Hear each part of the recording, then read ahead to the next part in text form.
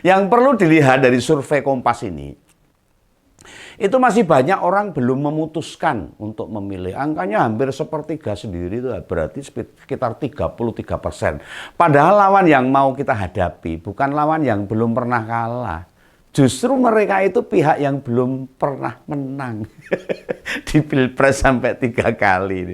Ini menjelaskan bila peluang Pak Ganjar dan Pak Mahfud menang itu lebih terbuka lebar. Cara berpikirnya harus pakai logika. Orang geremung nonton terus, lah ngompol terus. Itu mengakui survei Pak Ganjar yang angkanya tidak seperti yang kita harapkan harus jadi pelecut, penyemangat.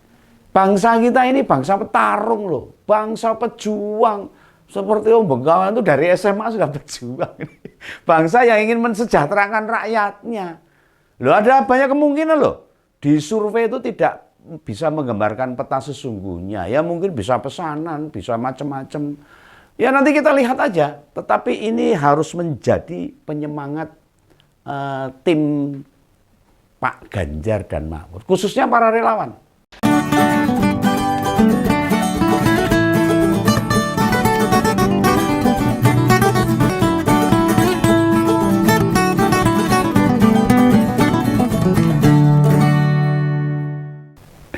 Halo, ketemu lagi dengan Om Begawan. Tetap di ngomongin politik. Tetap masalah capres dan cawapres. Ini kabar nggak enak ini. Kabar kurang menyenangkan, tetapi enggak apa-apa. Kita sebagai pejuang harus tetap semangat. Ini hasil survei. Pasangan Pak Ganjar dan Pak Mahfud dirilis oleh Kompas pagi ini. Tadi sebelum Om Begawan taping, tidak begitu mengembirakan. Tapi bagi Om Begawan dan banyak teman-teman relawan, itu justru jadi pelecut semangat. Bukan malah meletre, enggak. Untuk bekerja semakin keras lagi. Kita harus menang. Pak Ganjar dan Pak Mahfud harus menang. Pilpres tahun depan. Nah, kita masih punya waktu 2 bulan ke depan. Masih bergulir terus roda partai, terus semangat. Para relawan yang jumlahnya ribuan bekerja siang malam, bergotong royong, dan masih banyak kemungkinan terbuka. Ya seperti sudah dicontohkan oleh Pak Ganjar dan Pak Mahfud. Mereka itu bukan orang-orang yang mudah menyerah, dan mudah pasrah, dia apa-apa gelem, enggak. Gampang lokro, enggak seperti itu. Apalagi waktu yang tersisa cukup untuk membalikkan banyak hal tentang hasil survei. Ini baru hasil survei, kenyataannya ya belum tentu. Survei itu misalnya di sosmed, ya, di warung-warung, di desa-desa, banyak rakyat yang mempertanyakan pasangan Prabowo Gibran. Masa kita mau diam dan berbangku tangan mendengar cerita-cerita mereka? Ingat loh, modal yang dimiliki oleh Pak Ganjar dan Pak Mahfud itu modalnya justru lebih besar dibandingkan modalnya Pak Prabowo Gibran. Capres-cawapres Koalisi Indonesia Maju itu punya banyak beban, punya banyak masalah rekam jejak yang kurang baik. Baik beban sejarah, beban kinerja, beban politik, serta beban di masa depan. Mari masyarakat harus cerdas. Nah, soal beban sejarah, kita tahu toh, Pak Prabowo itu karier militernya hancur-hancuran. Iya toh, ini fakta loh, tidak fitnah loh. Diberhentikan dari militer atau bahasa gampangnya dipecat. Sebab mesti bertanggung jawab atas penculikan aktivis tahun 98. Bukankah itu sangat mengerikan? Oh, ngeri deh pokoknya. Bila negara dipimpin oleh orang yang pernah menyuruh bawahannya menculik orang. Lah gimana? Menakutkan. Mau jadi apa negara kita ini tuh? Demokrasi kita bisa mundur lagi, melorot meneh, hancur-hancuran lagi. Sebab tak akan ada orang berani mengkritik pemerintah nantinya. Kemudian beban kinerja sebagai Menteri Pertahanan. Lah di ordernya pesawat bekas dari Qatar, berkali-kali Om Begawan menyampaikan. Sebanyak 12 unit dengan harga 21 triliun duit kabeh orang nek sing kertas we. Orang nek godhonge ini. Sebenarnya memunculkan polemik itu. Memunculkan masalah. Banyak pengamat militer yang mempertanyakan keputusan itu. Lah jika toh memang mau beli pesawat bekas, kenapa tidak ke produsernya yang berada di Perancis sana? Kok dadak muter neng Qatar, sing gawe Perancis. Bila ada masalah dengan pesawat itu, apa Qatar menjamin bila nanti kondisinya mengkondisikan kembali pesawat tempur yang kita beli nanti?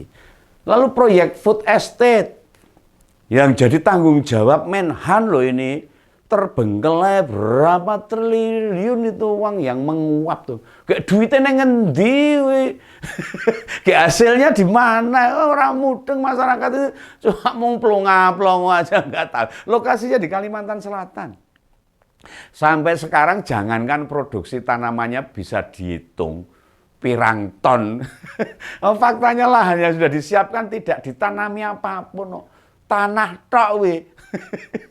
Hutan yang dibabat itu tanah gersang tok, anak tancepane beberapa tanaman singkong. Lah bagaimana bisa orang yang mestinya bertanggung jawab atas proyek itu diam 1000 bahasa. Orang gerem tanggung jawab. Juga waktu adiknya Prabowo, Mas Hasim Joyo Hadikusuma membuka kasus dugaan korupsi pembelian senjata. Ini adiknya sendiri loh ini. Ini sang kakak ya tidak merespon apapun. Dan tidak selayaknya melaporkan pada pihak berwenang. Bisa kejaksaan, bisa kepolisian, bisa pula ke KPK. Mengapa keduanya kompak meneng? Meneng tadi diam. Oh iya ini. Saya Om Begawan mau jelaskan. Lembaga-lembaga yang tak sebutkan tadi, dengar masalah ini, kok ya tidak bergerak sedikit pun. Itu kejaksaan, kepolisian, dan sebagainya. Duit yang dibelikan senjata itu kan duit kita, toh, duit rakyat. Om Begawan juga memiliki juga itu. Bukan bandane Pak Menteri. Lah pembelian 12 pesawat Mirage. Ya toh, itu 2000 Strip 5 itu, serta pembelian senjata. Apakah modus yang sama dengan kasus Hambalang?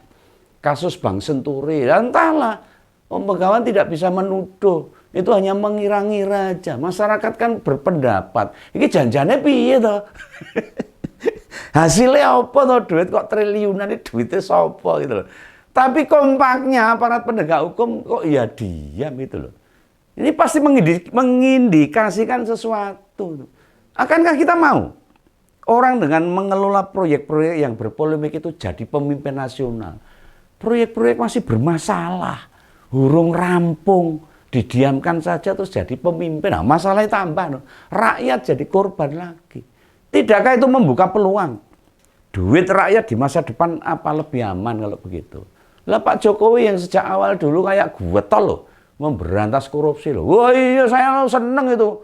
Was, pokoknya berantas korupsi. Nah sekarang ini malah melihat tak berdaya. Iya coba, orang susah ini rakyat ini. Bicaranya sudah hal-hal yang standar, biasa-biasa saja. Sudah tidak progresif. Dan bagaikan kehilangan jati dirinya seorang Jokowi yang dulu benar-benar berani tanpa tedeng aling-aling orang duwe wedi. Nah kita semua prihatin sekarang. Apakah jadi cawapresnya Gibran, anak lanangnya itu menjadi beban luar biasa yang berat bagi dirinya Pak Jokowi? Lah mana ini pribadinya Pak Jokowi yang dulu ini? Masyarakat jadi terheran-heran ini. Yang gemar menyapa rakyatnya dulu. Saat jadi wali kota di Solo, waktu jadi gubernur DKI, bahkan menjabat presiden 2 periode. Ya sebelumnya akhirnya Gibran jadi cawapres. Ini kami percaya loh. Pak Jokowi sekarang bukan pribadi yang dulu. Ya mungkin yang masih menilai positif itu semua pemuja-pemujanya. Ya benar lah Pak Jokowi itu membangun Indonesia, tapi kan ya 2 periode cukup. Bukan terus dipuja-puja, berikan kepada orang yang bisa memimpin, bisa meneruskan kepemimpinannya. Yang sekarang nampak sekali kok kepalsuannya, koyo lagu ini. Nah pastilah kita menempatkan orang-orang yang di karier politiknya bisa disebut lebih banyak gagal dibandingkan berhasil. Kocur negara ini, rusak ini. Lah gimana? Gagal 3 kali ikut pilpres dengan usia sudah 73 tahun. Jalan pun sudah sempoyongan pakai kaki 3. Dan tidak pernah berusukan ya ora kuat, kesel. Melek wengi ya ora kuat. Gimana mau turun dan menyapa rakyatnya? Berdesak-desakan, berpeluh-peluh. Lah mau mendengarkan jeritan suara rakyat di tengah hawa panas. Sehingga yang sering kita lihat sekarang ini, ya Pak Prabowo hadir di kerumunan rakyat. Tapi dia berdiri di atap mobil mewahnya sambil dada-dada, sambil bagi apa ambo itu yang dibagi. Ya rakyat mau mendekat, tidak bisa. Lah orang yang dhuwur kap mobil dekete piye? Apalagi ada pengawalnya berbadan tegap-tegap di seputar mobil dinasnya itu. Dan ketua umum Gerindra itu tetap berjarak dengan rakyat. Orang wani nempel. Tampil di berbagai acara pun, pengawal berjumlah lumayan banyak. Wah, wis mbuh. Mengelilingi ini pagar betis. Ya jangan berharap bisa sentuhan badan. Nah, mendekat dari jarak 5 meter saja butuh perjuangan keras. Padahal itu dengan presidennya yang harus bersatu dengan rakyat. Ya memang semua capres-cawapres saat ini mendapat hal pengawalan resmi itu betul. Namun lihatlah, yang pengawalnya berlebihan kan ya cuma Pak Prabowo. Kami percaya kok, mereka yang diminta Pak Prabowo membatasi rakyat mendekat. Kok. Iya no, memangnya Pak Prabowo bisa merasakan apa yang kita rasakan. Nah, ingat loh, sejak kecil dia itu anak pengusaha, menantunya presiden. Waktu remaja menempuh pendidikan militer. Pangkat terakhirnya juga letnan jenderal. Dan akhirnya menikahi anak presiden kedua. Jangan harap Prabowo ngerti dan merasakan penderitaan rakyat kayak kita ini. Banting tulang, berkeluh kesah, kerja keras, peras keringat, kurang tidur, kurang makan, lembur tiap hari, kurang istirahat, ngantuk. Ya hanya demi sesuap nasi untuk keluarga-keluarga ya. Masyarakat kita, untuk anak-anaknya bisa sekolah. Lah Pak Prabowo Gibran itu pernah menghadapi kesulitan seperti itu. Tugas manusia itu berusaha, berjuang, dan Pak Ganjar Mahfud adalah pasangan ideal yang sungguh-sungguh bisa memperjuangkan kita-kita ini. Nah sekarang ini Om Begawan kembalikan pada teman-teman, pilih bekerja keras sekarang atau menyesal di kemudian hari. Tetap bersama Pak Ganjar dan Pak Mahfud untuk Indonesia lebih maju untuk mensejahterakan rakyat. Tetap Ganjar, pasti Ganjar. Itu ya. Salam Begawan. Sampai jumpa dalam ngompol-ngompol berikutnya. Dadah.